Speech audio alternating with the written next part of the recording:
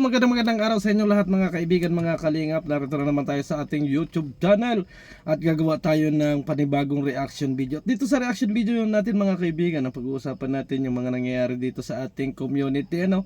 At saka doon sa mga nagko-comment sa ating mga video mga kaibigan, ay sasagutin natin unti-unti yung kanilang mga ano dyan, yung kanilang mga katanungan at yung mga sinasabi nila dyan. So marami rin ang nananakot sa atin dyan. At yan po ang ating pag-uusapan mga kaibigan, mga kapatid. Pero bago yan, shout out muna kay Kuya Bal Santos Matubang, Kalinga Prab, and Ate Edna at sa lahat ng ating mga viewers. Kay Najisa Bicolana, Ate B Considerate, and Ma'am Misty kayo. Sana po suportahan natin ang kanilang YouTube channel.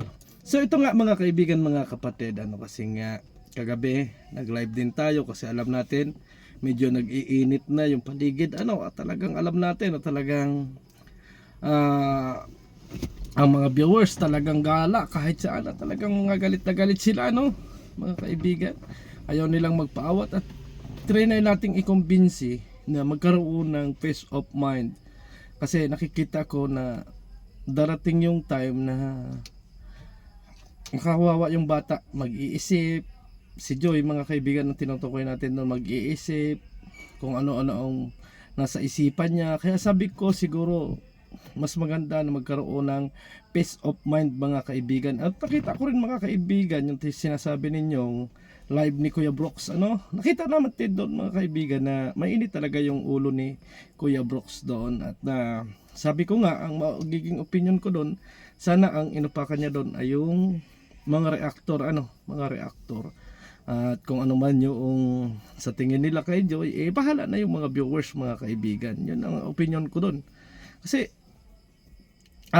walang channel si Joy, hindi siya makakapagtanggol sa kanyang sarili. As in, hindi naman sabi ko nga, ano kaya yung magandang gawin dito? Kasi ang inahabol natin kasi ay peace of mind sa kabilang grupo at sa kabilang grupo.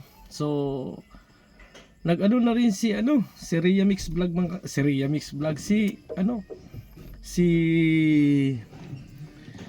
Rhea mga kaibigan, nagsalita na rin at humingi siya ng sorry doon sa kanyang video mga kaibigan. Ipinaliwanag niya doon yung mga ganong pangyayari. So marami pa rin talagang galit na galit. Kaya siguro ang magiging opinion natin dito mga kaibigan ay ihinto na lang muna yung pagla-live, yung pagsagot do sa mga basher katulad ng dati. Kasi habang sinasagot ay lalo nang nag-iinit mga kaibigan. Kung gusto natin ng peace of mind mga kaibigan, kasi ang nakikita natin dito mga kaibigan, ang nagiging damage nito ay sa kalingap, 'di ba? Nakikita natin na yung mga anti-kalingap ay nagsasaya, nakikisalamuha sa ating mga premiere, sa ating mga live streaming para sila ay magsaya ng babas at nakikipagsimpatya doon sa galit ng mga viewers. Diba? Yun ang nakikita natin. Kasi andito tayo sa loob ay talagang balitaktakan at talagang hindi na napapansin yung mga nasa labas, mga kaibigan. At shout out sa mga striker dyan, salamat sa inyo at dyan kayo nakapokus sa mga kalaban dyan sa paligid, At dito naman sa Karipa mga kaibigan, ang sasagot lang lagi sa mga issue at alam ko na palaban talaga dito ay walang iba kung hindi si Maestro 25 mga kaibigan, si Maestro 21 pala, Maestro 21 yung makikita natin dyan sa Karipa na talagang palaban, ibig sabihin ko talagang makikipagsalyahan, talagang handa siyang makipagsagutan. Teacher po ito mga kaibigan, pero na doon siya sa point na professional yung kanyang ginagawa na pakikipag agrumento. So dumako na tayo dito sa mga pinag-uusapan nito, kasi palalim ng palalim Pero na-realize ko kasi mga kaibigan, sabi nga ni Sergio Lepaonel, kung tutuusin yung kasalanan ni Rhea ay hindi naman ganoon katindi at humingi na rin ng sorry, pero hindi pa rin natatanggap ng ating mga viewers mga kaibigan, At sabi nila doon, karma is real. ay bahala na sila doon mga kaibigan. Ano? Pero para sa akin, okay na yung pagsusuri ni Rhea kung hindi man siya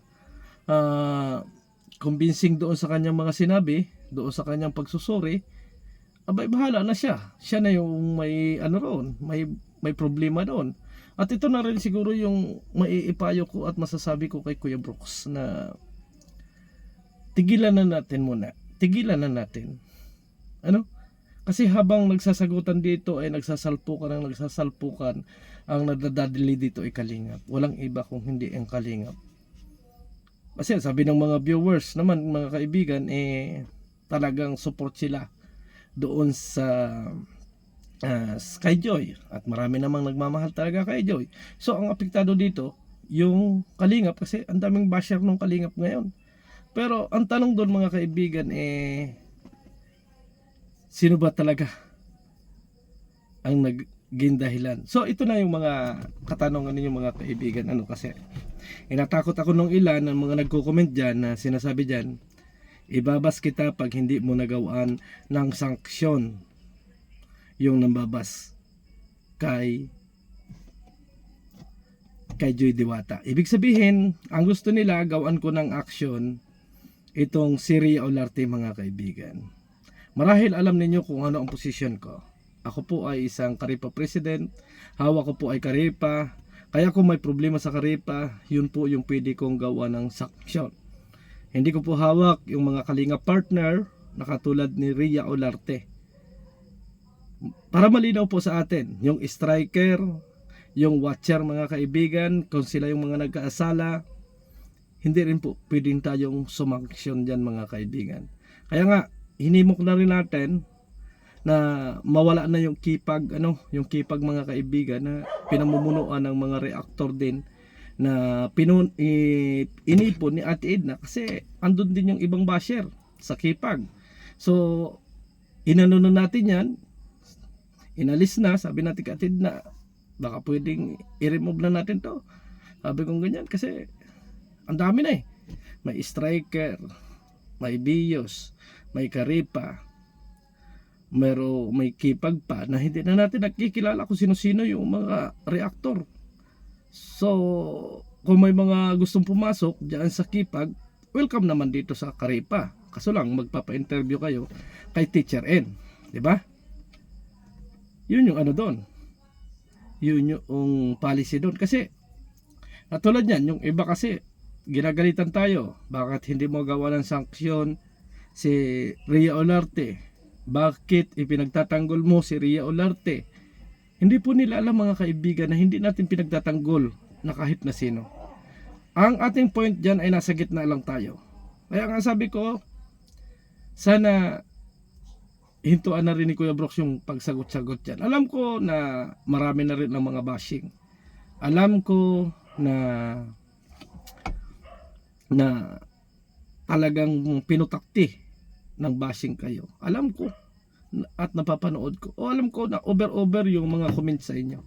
At sino naman tao ang hindi masasaktan sa mga ganong comment mga kaibigan. Pero palamigin ninyo mga kaibigan. Palamigin ninyo para hindi maapektuhan dito yung Kalingap. Para hindi maguluhan yung Kalingap or hindi pulutanin maigi ng mga basher. Kasi ang nangyayari ngayon mga kaibigan, yung mga anti-Kalingap, nag-ipon-ipon sila, sumusugod doon sa mga nagla-live streaming na hinihikayat nila yung mga viewers para pumunta naman doon sa kabilang sa mga kalaban ng Kalingap mga kaibigan. So doon na sila nag-ipon-ipon ngayon. Bago kung saan naman mga comment section sila nagkakalat na ang sinisisi ay yung Kalingap. So dahil sa pagsasagutan na yan mula sa reactor at kay na Kuya Brooks, ay talagang nababas yung Kalingap. Kaya ang sabi ko nga mga kaibigan, kung labpan natin yung programa ni Kuya Bal Santos Matubang, kasi alam naman natin si Kuya Bal nandiyan sa pagtulong, andyan siya sa ginagawa niya ang lahat para makatulong sa ating lahat. Pero kung masisira ng dahil sa atin mga kaibigan, sayang naman na matagal lang pinaghirapan ni Kuya Bal Santos Matubang.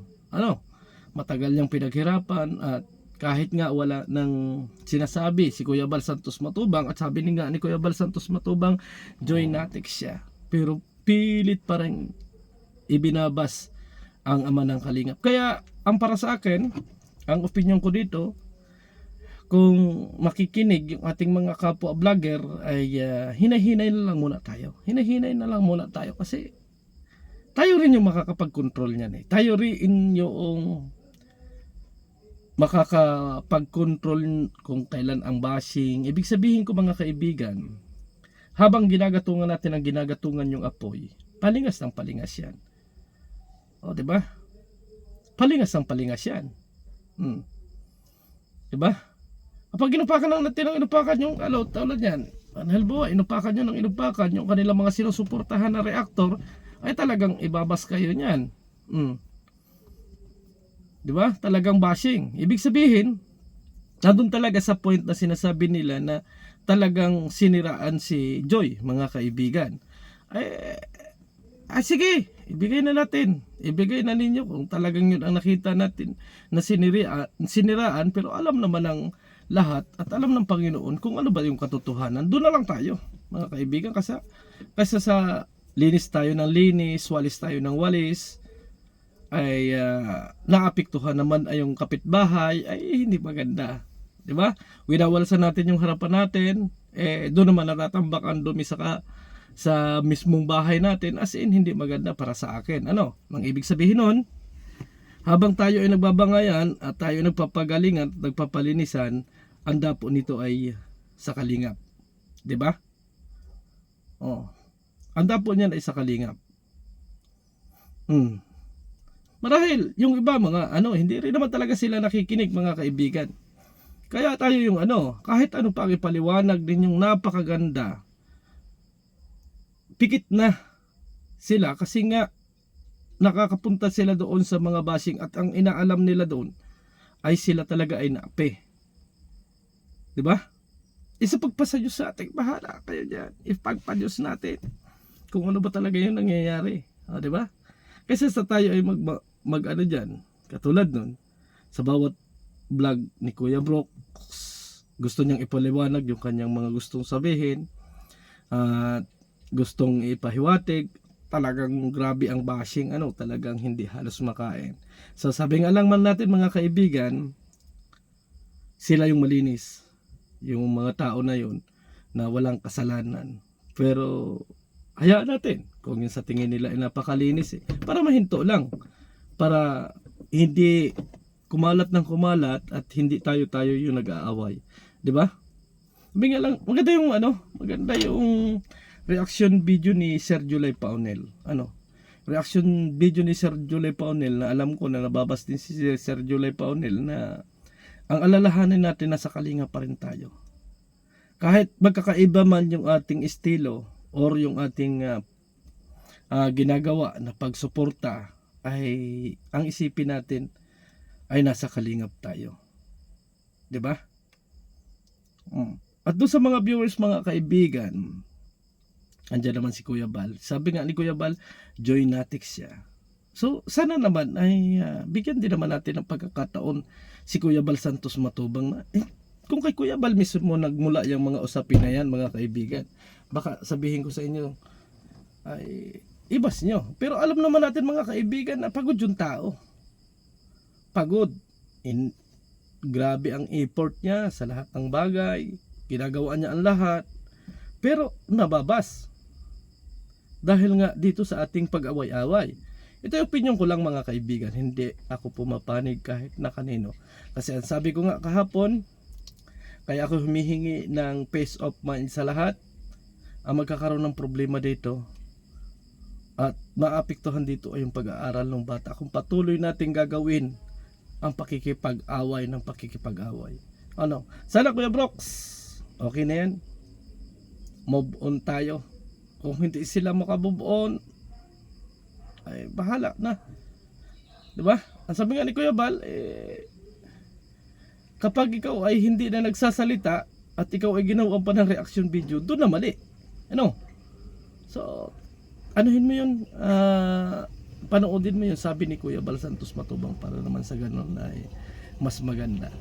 Kahit kanino hindi ako lang babas, kahit kay Joy, kahit na kanino, hindi po, ang gusto lang natin ay maging tahimik, or sabi ng alang iba, papaano kung wala ng issue, wala ng content tayo, ay wala tayong magagawa. Pero kung ang content naman natin, hindi naman dating ganito mga kaibigan, na nagkaka-abuse din naman tayo sa mga good vibes, nagkaka-abuse din naman tayo sa mga serye, di ba?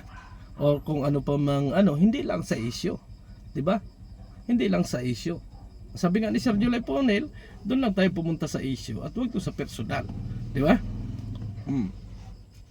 At doon sa mga nambaba sa akin at ako'y pinagbabantaan na i-unsubscribe nila ako kapag hindi ko binigyan ng kaparusahan si Rhea Olarte, wala po akong magagawa sa inyo.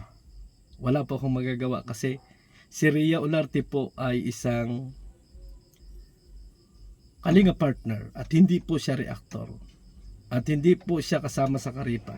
At kung kasama po siya sa Karipa, 99.9% ay bibigyan natin ng sanksyon si Rhea Olarte, kasi alam ko na nagkaroon din siya ng kaunting pagkakamali doon sa kanyang mga sinabi, kasi hindi lang kaunti, meron din talagang pagkakamali, sabi ni Sir July Ponel, kasi nga nakipag-communicate siya doon sa tao na hindi niya alam na siya ay ilalaglag din balang araw, 'di ba?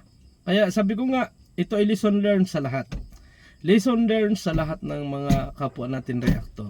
Huwag makipag-usap, or pwede kayong makipag-usap doon sa mga tao na nandiyan sa ating paligid, pero wag tayong babanggit kung ano yung mga saloobin natin, kung ano yung mga expression natin, kasi balang araw yun din yung ilalaban sa atin. Tama ako o mali? Tama, di ba? So hanggang dito na lang mga kaibigan, mga kalingap, ang ating gagawing reaction video. Thank you po sa lahat ng mga viewers, at thank you din doon sa mga nagbabanta sa atin, at sana ay maunawaan ninyo, at kung hindi pa rin ninyo maunawaan, let's go mga kaibigan. Thank you and God bless sa atin lahat. Bye bye.